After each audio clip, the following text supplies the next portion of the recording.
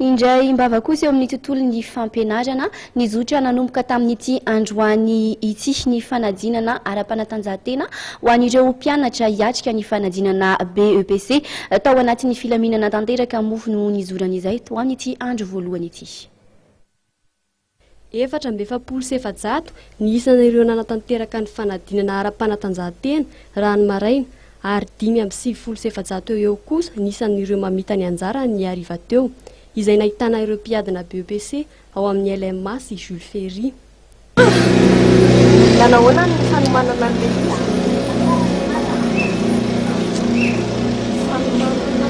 izy? Natantaratra ihany.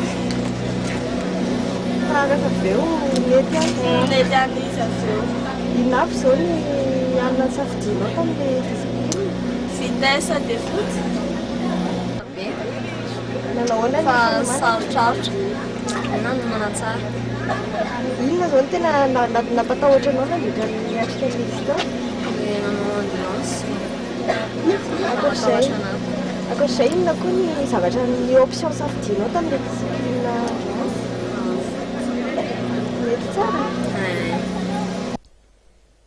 Tampilaminana tokoa no nanatanterahana izany fanadinana ara-panatanjahantena izany ka tsy misy ny olana goavana afa-tsy ny fahantaran'ireo mpiadina sasatsasany araka ny voalazan'ny tompon'andraikitra.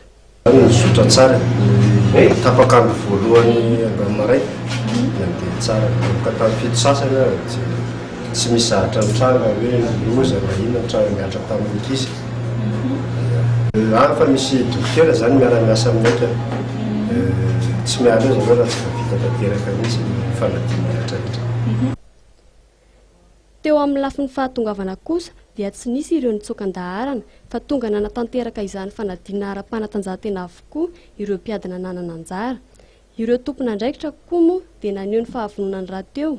Eny na dia mbola tsy nandray ny vacation BEPC azy izy ireo izay tokony niraisin'ny herinandro mialoha izao fanadinana izay atao izao.